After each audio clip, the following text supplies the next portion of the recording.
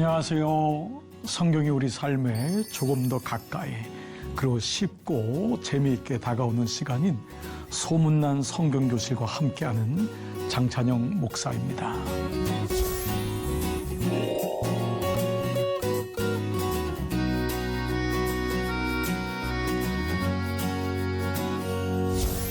자, 여러분 지난 첫 시간 우리 여러분 기억나시나요?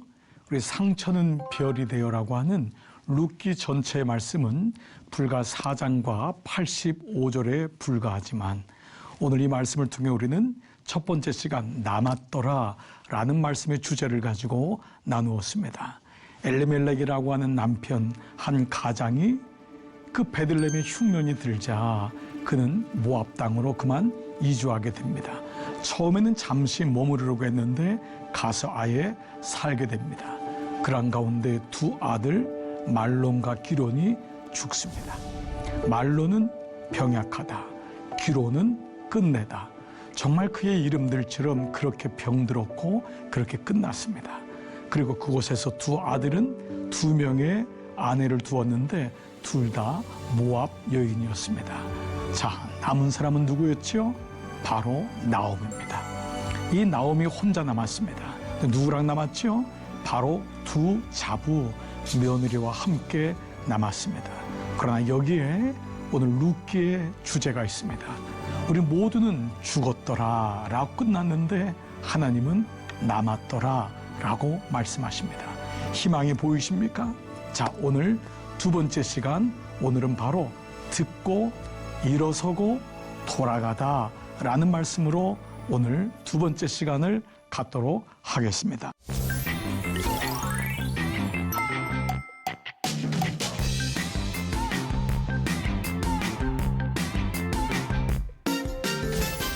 자, 여러분 첫 번째 시간 기억하세요? 그 첫 번째 시간에 두 가지의 단어가 있었습니다. 자, 오늘은 듣고 일어나고 돌아오다인데요.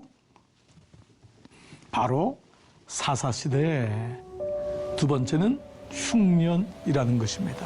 사사시대 특징은 뭐였죠? 모든 사람들이 자기 옳은 대로 행하였더라. 이것이 사사시대의 특징이었습니다. 정치적인 혼란과 경제적인 문화적인 혼란은 영적인 타락으로 이어졌죠. 그때 당연히 오는 것이 뭐였죠? 흉년이라는 단어였습니다. 이 흉년이라는 단어는 라아부라고 하는 히브리 말인데 이 말은 육체적인 혹은 양식 보여지는 것만이 아니라 아주 토탈 코럽션, 바로 전적인 부패인 영적인 타락까지 왔던 것이 흉년이었습니다. 떡집이었던 베들레헴에 흉년이 들은 것이었고 모태신앙이었던 엘리멜렉과 나오미는 모압 땅에 가서는 안 되었는데 결국 그곳에 가게 됐고 거기서 진짜 흉년을 맞이하게 됩니다. 다 끝난 줄 알았는데 끝난 것이 아니었습니다. 이제 나오미가 어떻게 변화되는지를 오늘 말씀을 통해서 한번 같이 보도록 하겠습니다. 오늘은 6절부터 18절까지가 오늘 본문인데요. 자, 첫 번째 말씀을 한번 볼까요? 자, 이 여인이 누구냐면 바로 나옴입니다. 나옴의 뜻이 뭐였죠? 기쁨, joy, 즐거움. 여러분 기억나시죠? 그 여인이 혼자 남은 거예요. 두 자부와 함께 모압 지방에서 여호와께서 자기 백성을 돌보시사 그들에게 양식을 주셨다 함을 듣고 뭐를 들었죠? 그 모압 땅에서 그 이방 땅에서 여호와께서 당신의 백성을 돌보셔서 양식을 주셨다고 하는, 다시 흉년이 끝나고 하나님의 은혜가 시작되었다는 것을 들었다고 했습니다. 오늘은 동사에 초점을 맞춰볼게요. 들었어요. 그리고 어떻게 했죠? 이에 두 며느리와 함께 일어나.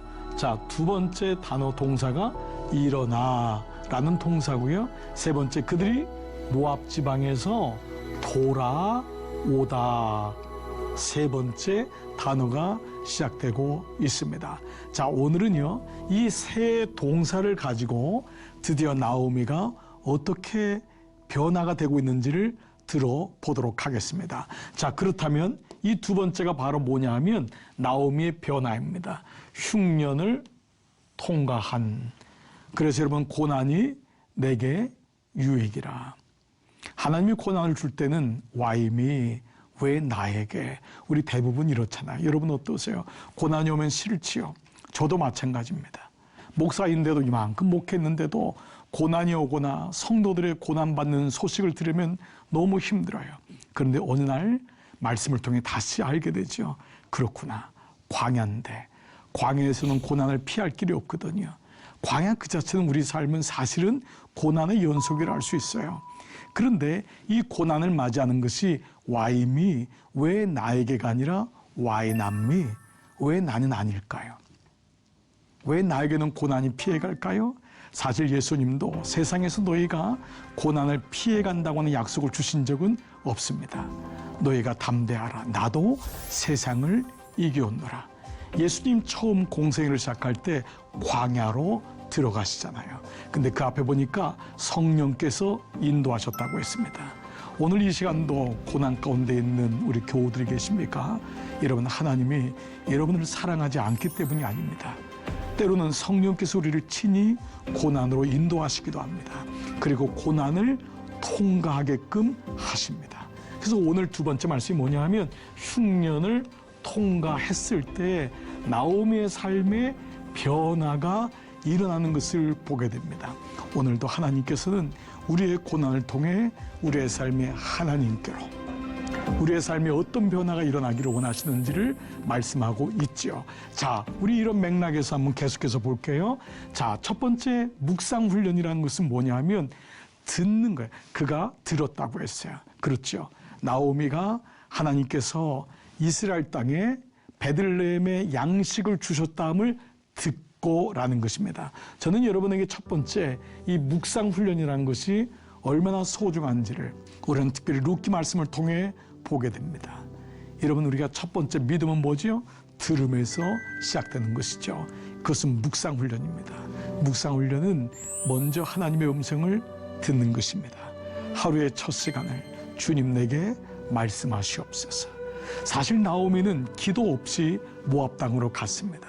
근데 그는 남편이 죽고 두 아들이 죽으면서 하나님 앞에 기도하는 시간이 있었을 거예요. 하나님, 이 고난이 의미하는 게 뭐죠? 왜 나에게 이런 고난을 주셨죠? 그는 드디어 하나님의 음성을 듣기 시작합니다. 이것이 바로 묵상 훈련입니다. 나오미의 태도가 변하기 시작한 거예요.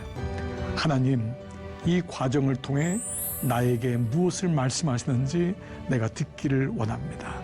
여러분, 우리 나오미의 첫 번째 말씀이 뭐죠? 죽었더라는데 그 마지막 말씀이 뭐죠? 남았더라. 그것이 바로 홀로 있기 훈련입니다. 홀로 있기는 홀로 남아있을 때 주님과의 대화가 시작되는 것입니다. 우리는 많이 분주하고 복잡하죠. 그런데 하나님과 홀로 독대하는 시간을 통하여 하나님의 마음이 어떠한지를 알게 됩니다. 드디어 하나님이 나오미를 만지기 시작합니다. 겉으로는 고난이 왔지만 하나님은 고난을 통과해서 나오미를 만지기 시작했고, 나오미는 홀로 있으면서 남편도 없고 믿었던 두 아들도 잃어버렸어요.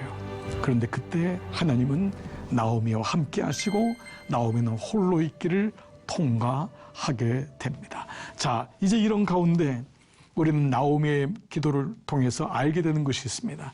기도란 무엇일까요? 그것은 듣는 것입니다. 여러분 어떻습니까? 룻기의 첫 번째는 기도는 내가 원하는 것을 구하는 것 이상의 가장 중요한 것이 있습니다. 하나님의 뜻을 구하는 것입니다. 그래서 하나님의 음성을 듣는 것이 기도입니다. 처음에는 이 고난을 벗어나고 싶어서 기도할 때가 많습니다. 그러나 그 기도가 깊어지면은 하나님이 원하시는 것이 무엇인지를 듣게 됩니다. 그렇습니다. 나오미는 삶의 변화에 태도의 변화가 일어나기 시작하고 있습니다. 자, 이제 본격적으로 한번 볼까요? 어떤 변화가 있는지. 자, 오늘 이 첫 번째 말씀이 베 미드바라고 하는 말씀을 여러분에게 드리는 이유는 이 미드바라는 말이 광야란 단어입니다. 미드바라. 이 베라는 말은 영어로 in 혹은 at라는 말입니다. 이 미드바란 말이 여러분이 잘 아는 구약의 민수기라고 하는 히브리 성경의 제목입니다. 우리는 백성 민자, 수숫자, 이스라엘 백성이 애굽에서 나온 사람을 수를 셌다고 해서 민수기로 쓰지만은 원래 히브리 성경은 처음에 나오는 문장에 나오는 단어를 가지고 성경의 이름을 적을 때가 많습니다. 그런데 그 민수기의 첫 번째 말씀이 뭐냐면 광야에서입니다. 베 미드바르. 그런데요, 더 놀라운 것은 이 미드바르라는 단어가 어디서 왔냐면 디바르라고 하는 단어에서 왔어요. 디바르가 뭐냐 하면 바로 말씀이라는 뜻입니다. 즉 말씀과 광야가 같은 어원에서 나왔다는 것입니다. 어디서 하나님의 음성이 들리죠? 광야에서. 언제 하나님이 우리에게 말씀하시죠? 광야에서. 나오미가 베들레헴에 있을 때는 하나님의 음성이 안 들렸어요. 그런데 그가 비로소 광야를 통과할 때 하나님의 음성이 들렸던 거예요. 그래서 민수기 1장은 광야 회막에서 여호와께서 말씀하시느니라. 우리 모두가 사실은 룻기를 쓰고 있고 민수기 광야에서 삶을 살고 있는 것이죠. 자, 이런 맥락이 오늘 바로 들어야 살고 그리고 일어서야 살고 돌아와야 산다고 하는 전반적인 배경을 가지고 있습니다. 자, 이제 말씀을 한번 볼까요? 이떤 곳에서 나오고 두 며느리도 그와 함께하여 유대 땅으로 돌아오려고 길을 가다가, 자, 7절 8절인데요. 나오미가 두 며느리에게 이르되 너희는 각기 어머니의 집으로 돌아가라. 돌아오려고. 자, 여러분 이제 계속적인 반복되는 단어를 한번 봐보세요. 그 나오미가 듣고 일어섰어요. 그 세 번째 나오는 게 뭐냐면 돌아오다라는 단어가 계속 반복돼요. 좀 더 볼까요? 그들에게 입맞춤에 그들이 두 며느리예요. 자, 소리를 높이 울며 나오미에게 이르되 뭐예요? 아니니다. 우리는 어머니와 함께 어머니의 백성에게로 돌아가겠나이다. 두 며느리가 둘 다 돌아가겠다고 얘기합니다. 그렇게 하는지라 그 다음에 말씀 한번 볼까요? 자, 그러자 이 나오미가 뭐라 합니까? 내 딸들아. 두 며느리에게 이 어머니의 심정을 가지고 얘기하는 거예요. 돌아가라. 어디로요? 모압 땅으로. 너희는 모압 출신 아니냐? 유대 땅으로 가면 너희들 살 수가 없다. 유대는 너무도 이방인하고의 유대 사람들하고의 차별이 많기 때문에 너희가 겉으로 봐도 모압 여인이고 너희 사람들이 다 사람들이 너희가 이방 여인인 걸 아는데 살 수가 없다. 되돌아가라. 모압으로. 나는 늙었으니. 여러분 이 어머니의 마음을 이해하시죠? 남편을 두지 못할지라. 이 말씀은 뭐냐 하면은 이 두 며느리 대신에 대를 잇지를 못하는 거예요. 그 당시는 남편이 죽으면은 누군가께서 대를 이어야 되는데 이미 나오미는 나이가 늙었기 때문에 아들을 낳을 수도 없고 새로 시집갈 수도 없는 거예요. 가령 내가 소망이 있다고 말한다든지 오늘 밤에 남편을 두어 아들을 낳는다 하더라도 너희는 여전히 이방 여인이라는 거예요. 자, 보십시오. 너희가 어찌 그들이 자라기를 기다리겠으며 그 아들인 나오미가 나면은 이 자부들이 대개 결혼이라고 계속 이어서 하는 거예요.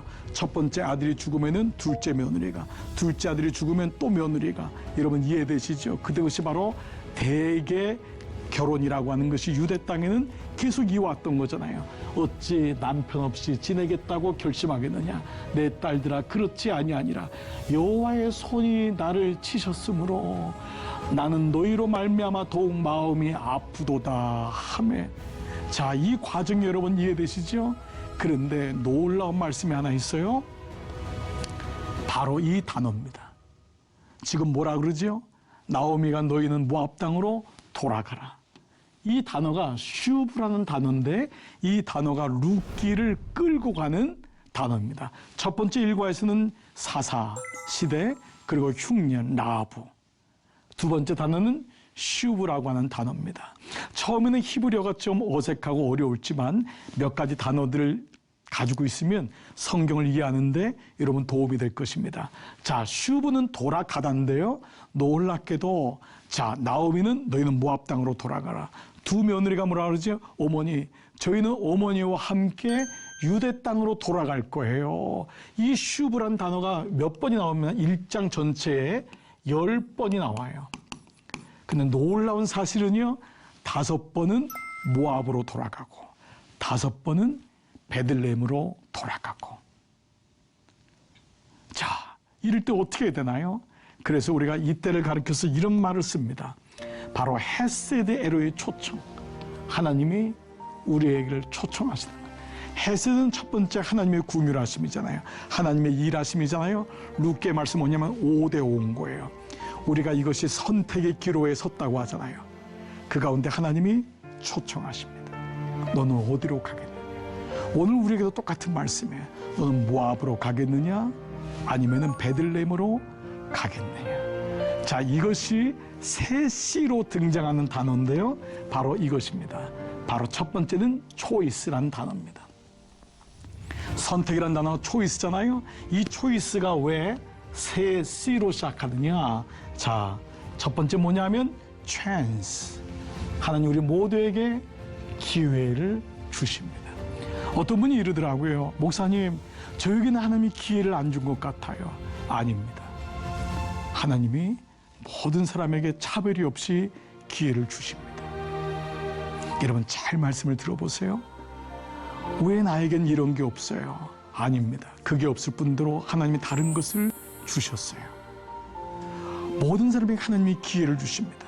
근데 문제는 뭐냐 하면 내가 선택을 하지 못한 거예요. 이것이 50대 50입니다. 슈브가 10번 나오는데 5번은 베들레헴으로, 5번은 모압으로. 그 가운데 찬스가 주어진 거예요. 두 딸에게도 찬스가 주어진 거예요. 그런데 두 딸 중에 한 명만 여러분이 알다시피 누구예요? 룻만 어머니를 따라 베들레헴에 갑니다. 그리고 첫 번째 며느리는 결국은 이 기회를 살리지 못합니다. 자, 세 번째 C는 뭐죠? 체인지가 되는 것입니다. 하나님은 모든 사람에게 기회를 주셨을 때 내가 선택할 때 세 번째 체인지가 일어나는 것을 말씀하고 있습니다. 이것을 가리켜서 슈브, 돌아오라. 여러분 어디로 돌아가고 있습니까? 모압 땅입니까? 아니면은 베들레헴입니까? 자, 우리가 이 말씀을 가지고 좀 더 한번 볼까요? 바로 이것이 헤세드에로의 초청이라고 했죠. 바로 하나님 우리를 계속해서 초청하시는 거예요. 여러분 요한계시록 말씀 보면 2장 10절에 하나님이 문을 두드리신다고 그랬어요. 그리고 그의 음성을 듣고 내가 문을 열면은 하나님은 초청하시고 나는 문을 열면은 그가 내게로 들어와 나로 더불어 먹고 마신다는 것입니다. 하나님은 오늘도 우리를 초청하십니다. 내게로 오라는 것입니다. 헤세드, 하나님 품으로 오라고 말씀하십니다.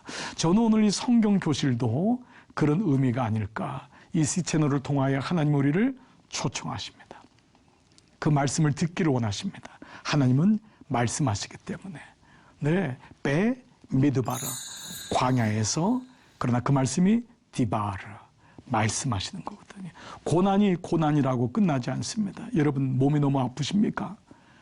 여러분 자녀와 혹시 사별했습니까?